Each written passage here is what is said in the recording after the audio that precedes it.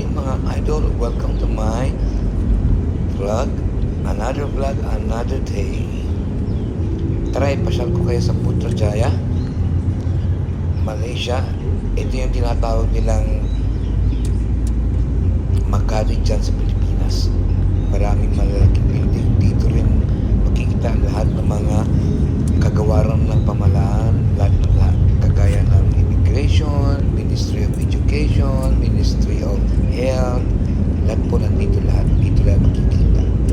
Mga naglalakihang building din dito. At saka syempre, ang ganda ng lugar, ang linis, sobrang linis, tsaka maraming kahoy. Kaya kung may time kayo, pasyalan nyo ang Putrajaya. Sobrang gandang Putrajaya. Isa ito sa mga tourist spot na dinadayo ng mga turista para tignan kung anong ganda ang Putrajaya.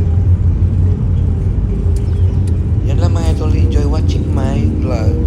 Salamat mga idol. Pag-share po, like and subscribe sa aking YouTube channel, Arnold Tacomos Vlog.